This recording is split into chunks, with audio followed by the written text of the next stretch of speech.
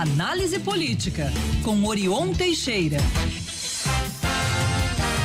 Agora 10h52, Orion Teixeira, bom dia pra você, tudo bem por aí, Orion? Bom dia, Maria Fernanda Cinini, Luciana, Murilo e ouvintes espectadores da Band News. Prazer voltar a falar com vocês. Lembrando que tapete também é muito usado na política, tá, gente? Ih, tapetão, né? Vamos lá, Orion. Simões vai à Assembleia, vai à Assembleia. Tapete, né? Puxa tapete, sujeira debaixo do tapete. Tá todo mundo puxando o tapete perto das eleições, tá uma puxação de tapete de todo mundo aí, viu? Vamos lá, Simões vai à Assembleia hoje para garantir a privatização da Copasa e da CEMIG. Qual que é a expectativa dessa ida, Orion?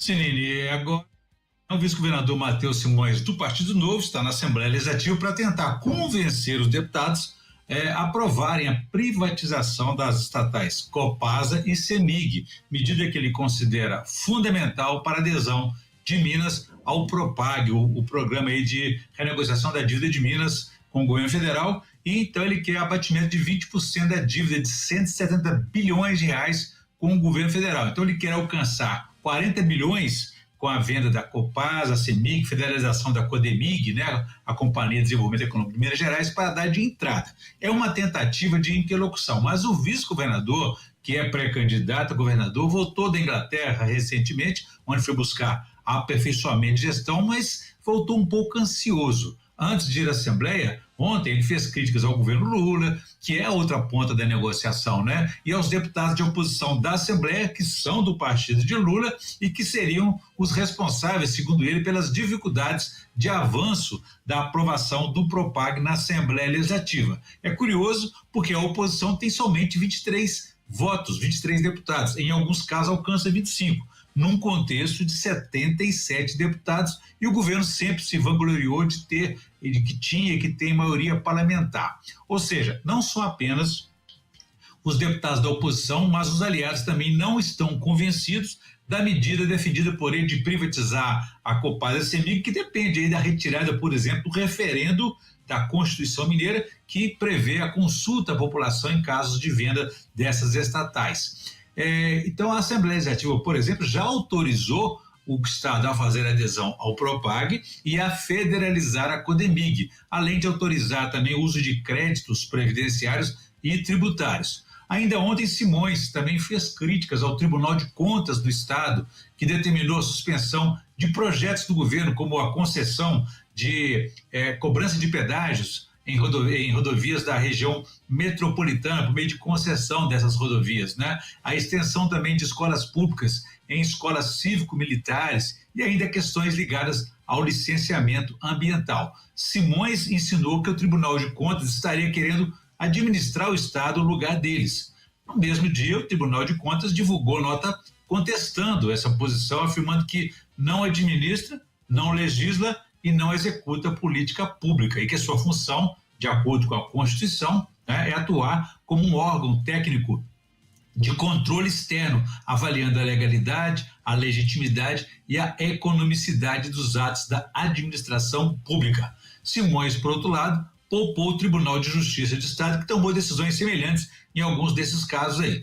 A ansiedade, talvez, de Simões esteja relacionada à pesquisa do Instituto V, divulgada ontem, segundo a qual a pontuação dele continua baixa e, mais grave ainda, né? A rejeição está muito alta. 65% dos mineiros disseram que não votariam nele de jeito nenhum. Segundo o Zema, a partir do ano que vem, o governador falou que vai deixar o cargo para que Simões assuma a administração, talvez fique aí mais conhecido. Outros 9,3% afirmaram que votariam com certeza em Matheus Simões, 23% responderam que poderiam votar e 3,2% não responderam à pesquisa que ouviu 1.225 eleitores mineiros entre os dias 2 e 6 de agosto, com margem de erro de 2,8%. Em relação à chance de voto, aí o senador Cleitinho continua com 32,2%, favorito, afirmaram que votariam nele, que não votariam em Cleitinho, em 32%, e 39% afirmaram que votariam com certeza. Enfim, esses são os dados aí dessa pesquisa. Orion Teixeira, assunto eleições 2026, aí estamos a 3 dias do evento, né, para o lançamento oficial da pré-candidatura à presidência da República do governador de Minas Gerais. Romeu Zema, que inclusive foi citado pelo presidente Lula como um possível concorrente em 2026. Então, mas as pesquisas não estão sendo muito generosas com o Zema, não. E também ele já tomou informação, conhecimento que não teria o apoio de Jair Bolsonaro, o ex-presidente, que ele milita ali no campo da direita e busca ter o apoio dos bolsonaristas para essa candidatura. Então, o Zema afirmou ontem que não há mesmo espaço para uma aliança entre ele e Bolsonaro no primeiro turno das eleições presidenciais do ano que vem. Confirmou que vai deixar o governo sim para cuidar da campanha. Zema será lançado então no próximo dia 16 em São Paulo, na Casa Americana do Comércio, a maior da América Latina fora dos Estados Unidos. A decisão de Zema e do Partido Novo foi baseada no fato de que Bolsonaro tem como primeira opção Tarcísio de Freitas, governador de São Paulo, que é do Partido Republicanos, e a própria mulher, Michele Bolsonaro. A decisão de Zema e do Partido Novo de disputar com ou sem o apoio de Bolsonaro porque o próprio projeto deles é um pouco diferente. Eles querem, antes de tudo, viabilizar, garantir a sobrevivência do Partido Novo, por conta daquela lei chamada cláusula de barreiras. Essa lei impõe regras como a eleição de uma bancada federal mínima de 11 deputados, coisa que o Partido Novo não tem hoje, e uma votação nacional de, no mínimo, 2% dos votos válidos para a Câmara dos Deputados, distribuídos em pelo menos 9 estados, com um mínimo de 1% dos votos válidos em cada um desses estados.